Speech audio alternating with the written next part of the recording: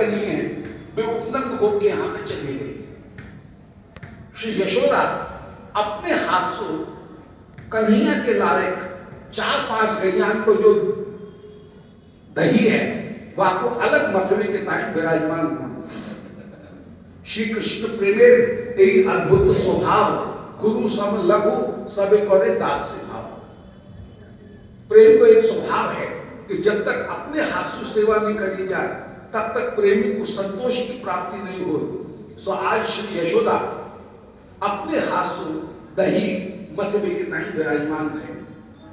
अप्रश्न क्षौमम वासा पृथु कटे, रेशमी वस्त्र धारण कर, क्योंकि रेशमी वस्त्र छुए नहीं। भोजन कर लो तो छू जाए, भोजन नहीं किया तो रेशमी वस्त्र नहीं छुए। कार्पासम कटिनु निर्मुक्तम कौशेयम भोजनावधि। धर्मशास्त्र कहें कि जो सूती वस्त्र है वो कमर से यदि उतारो जाए तो वो छू जाए, परंतु रेशमी वस्त्र नहीं छुए बाकी दोबारा भी पहनो जा सके। कौशेयम भोजनावधि, परंतु रेशमी वस्त्र पहन के भोजन कर लिया जाए तो फिर वो अप्रस्फुट नहीं है, फिर आपको धो सुखाओ फिर दोबारा पहनो। तो आज क्षौमम वासा रेशमी जो वस्त्र है वह की साड़ी श्री यशोदा ने पहन रखी है। अप्रस में कन्हैया को कहीं अलाय बलाय कोई स्पर्श आस्पर्श को दोष नहीं लग जाए कन्हैया के माखन में, या माने अप्रस में श्री यशोदा की दही मथ रही। प्रसु कटे श्री यशोदा की चौड़ी कमर, यहाँ क्षीण कटी अच्छी ना लगे भैया की कमर तो चौड़ी हष्ट पुष्ट हो कोई अच्छी लगे। सो पृथु कटे चौड़ी जो कमर वहां के ऊपर चौड़ो जो कोधनी वहां को आपने धारण कर रखी है यशोदा जी। चौड़ी कोधनी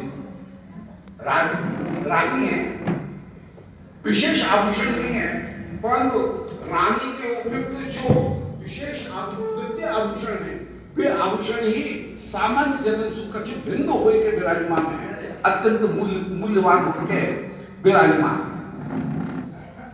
पुत्र स्नेह के कारण जिनके 8 सात्विक नहीं बल्कि 9 सात्विक प्रकट हो रहे हैं, स्तनन से दूध भी प्रवाहित हो रहे हो। अन्यत्र श्रृंगार रस में 8 सात्विक हैं, परंतु यहाँ पे 9 सात्विक भाषण रस में ये पुत्र स्नेह स्मुत कुछ ही होगा। दोनों स्तनन से दूध की पिचकारी जैसी धार जहां चल रही है, रस्सी खींचते हुए जासर में दही मथ रही है। वास्तव में मानो मैया तव्यत्रिक संगीत की पूर्णता को मूर्तिमान स्वरूप होकर के विराजमान। गायन वादन और नृत्य, गायन वादन और नृत्य तीनों के तीनों जहां एक काल में श्री यशोदा में विराजमान। कंठसु कृष्ण के गुणानुवाद को गायन हो रहे हो, दही की मथनी में जो स्वर्ण रस रहे हो, घमर घमर घमर घमर कोई मानो ताल संग में चल रही है, और आभूषण जो है वे आभूषण नृत्य करते हुए विराजमान हो रहे हैं। कंठ के हार, कान के कुंडल, जो कंकर श्रीहस्त के वे अपूर्व स्वर करते हुए जहां विराजमान हो रहे हैं। यशोदा जी दूध दही मथते हुए विराजमान। श्री कृष्ण को अपनी शैया के ऊपर जागे आंगन से मैया के कंठ के स्वर को सुन रहे हैं। इतनी अक्ल तो आ गई है कि ऊंची शैया से कैसे उतरो जाए, तो शैया के ऊपर लटके और लटक के जो छोड़ो शैया को सो धम्म देश चला पृथ्वी के ऊपर टिक गई। वहां से ठनकते ठनकते मैया के पास में आए, आंख को मीड़ते जाए, कपोल काजल से गारो हो रहे हो। मन में विचार करें कि अरे आंसुओं बड़ो धोखो दे गए, या नक से आते तो मैया को दया आ जाएगी, जल्दी से दूध पी लेंगे। तो ऐसे चतुर है कि बीड़ मार के आंसू भी पैदा कर ही लिए। श्री यशोदा जी जल्दी जल्दी दही मथन लगी, बोले ये पूछने आएगा अब नहीं मथन देवो। आप तो मैया से कह रहे हैं, बोले मैया मुख जल्दी शिशु गोदी में लेकर दूध पिलवाए थे। मैया कह रही है बेटा देख झाग आए हुए हैं, या समय में छोड़ दूंगी तो फिर झाग बैठ जाएंगे, फिर चाहे गर्म पानी मिलाओ चाहे ठंडो पानी, लौनी ना निकसेगी। आप तो आगे बढ़ के पट रही पकड़ ले। मैया कह कितना चतुर है, न रही चले न दही मत हो जाए। सो हे उबड़े हुए और कन्हैया को पट्ट गोदी में लेके मैया जो अपने स्तन को पान कन्हैया को करा रही है, आनंद पूर्वक मुख दर्शन करती जाए, कन्हैया को दुग्ध पान करा रही। सामने मैया रसोई में दूध ओटवे के ताई रखे आई, वो दूध मानो विचार कर रहे हो कि हाँ मैया के स्तन के आगे हमें मिठास कहाँ है। कन्हैया को जैसे मैया को स्तन प्राप्त जो है वो प्रिय है, ऐसा ये बाहर को दूध कहाँ हो सके। हमको तो धिक्कार है, ऐसे वो दूध मानो बन के मानो आत्मघात करने के ताई अग्नि में कूदने के ताई तैयार हो रहे हो। बालक को दूध कहूं छीन ना जाए। सो कन्हैया को मैया ने पट्ट छुड़ाया है, अभी कन्हैया को पेट भरो नहीं है, छुड़ाया है। और जो मैया दूध उतार के ताई रसोई में गई, दूध उतार के ठंडो करके जमावे में कछु बिलम लगी हुई हो, और इधर दूध उठनो उधर पूत उठनो। आप बोल दो भैया को दूध है सो प्यारो, मैं भैया को कोई काम बिगाड़ू।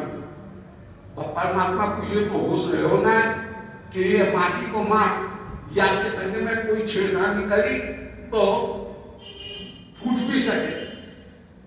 आपने अटोकना की जो लुड़िया उनमें से एक लुड़िया निकासी, और जो ठक ठक करके वह माट में मार रहे हैं, माटी को भिगो भिगो मार दही को फट देसी फूट गयो, फट कर फूट के फल फल करके सर्वत्र दही फैल गयो। अब डर लग रहा है कि मैया मारे बिना ना रहेगी। सो मैया की आंख बचाए, देख रहे हैं मैया आ रही है, जा रही है, रसोई में ही कछु हलचल कर रही है। आवाज रसोई की खिड़की से दिख रहे हो कि मैया कछु हलचल में लगी हुई है। आप तो मैया की आंख बचाए सीधे भंडार घर की ओर गए। अभी पक्के चोर तो है ना, कच्चे चोर हैं। जिन चरणों में दही लग रहे हो वही ध्वज अंकुश के चरण चिन्ह भंडार घर की ओर जब जाते हुए देखे, दिख रहे। आपने माखन की कमोनी उठाई, लौट के आए, देख रहे मैया अभी भी कहूं ढांकवे मूदवे में लगी हुई है। सो आप तो मैया की आंख बचाए, पट द्वार से बाहर निकल गए, परिक्रमा देके पिछवाड़े पहुंच गए। एक उलूखल घुनो भो वो पड़ो भो वाको उल्टो कर बाकी ऊपर विराजमान हो गए। गोदी में माखन की कमोदी रख ली है। दजलोभ नाम करके जो बंदर है वाको आपने आओ आओ करके बुला लियो। एक एक लोनी स्वयं खाते जाए, एक एक लोनी वह बंदर को खवाते जाए। वो चुपचाप खाए लो। भैया जो आए के देखें भाई ले धजकारो देखो। भंडार घर की ओर जाते भाई कृष्ण के चरण चिन्ह को भी देखे। भंडार में जाए थे, जो सामने की खिड़की से देखें, खिड़की की संगत है, देख रहे हैं कि कन्हैया बंदर को माखन खवा रहे हैं बगीचा। मैया हंस रही है, बोले कितना चतुर, जाने कब सो कहां सो निकस गया। वो तो आहट भी ना दे। मैया धीरे से किवाड़ खोले, कह रहे बेटा तेरी मैया हो, वो कुछ धोखो देवो चाहे। धीरे से किवाड़ खोले, कहीं चुर ना है जाए, किवाड़ खोल बैठी। और मैया छड़ी को बगल में लेके कन्हैया की खेल बैठी। आप खिड़की के ऊपर चढ़ गई और चरण लटकाए थे, जो बगीचा में कूदो चाहे। बगीचा की भूमि है नीचे, खिड़की न ऊंची है। मैया ने अपने नुपुर को ऊंचो सरका लिया कि कहूं खंके नहीं। और जो मैया बगीचा में कूदी सब मुंह पर धोखो दे गए। एक ऊपर छम देश नीचे जो खिस गयो, जो छम्मा को भो कन्हैया ने तो मुड़ के देखो मैया के हाथ में छड़ी, आप तो माखन की कमोरी रख के तीसरी तोड़ के भागे। बंदर मैया के ऊपर घुर गया। मैया ने माटी की डेली लेके जो बंदर के मारी, बंदर को मिट्टी खाए, बंदर छुप गया, बच गया और ऊपर मैया के ऊपर घुर के मैया बोली तो पीछे देखो, पहले बार कूदने को देखो। तो बंदर को तो छोड़ो मैया ने, और कन्हैया के पीछे जो दौड़ी। आप मन में विचार करें कहाँ जाऊं, दाएं के बाएं मन में विचार किया कि ताऊ जी की गोदी में जाके बैठ जाओ, ताऊ जी बचा देंगे, ताऊ जी के बड़े लाड़। सो जो आप सिंगापुर की ओर भागे कि वहां ताऊ जी होंगे, वहां पे नंद गोप है नहीं, कोई भी नहीं है, सब लोग अपने अपने काम में लगे हुए हैं और खाली विराजमान है।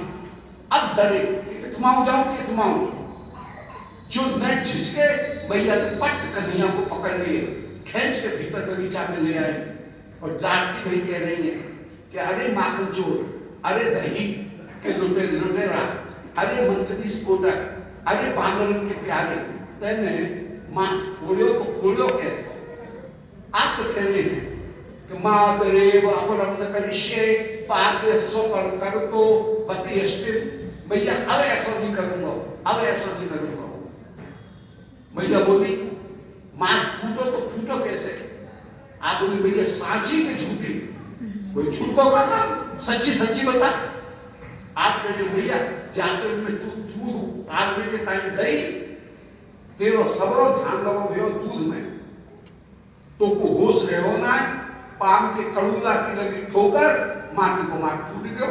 भैया बोली हाँ मेरो ही कड़ूला और मेरो ही माँ ते ढीठ बालकन के संग में रह के तू ढीठ है जो आज तो बाजे बिना ना मानूंगी। भैया कन्हैया को बांधे, कन्हैया ये चाह रहे हैं कि मैं बधू नहीं, ऐश्वर्य शक्ति ने कही कि कृष्ण बधुओं नहीं चाहे, सेवा करो।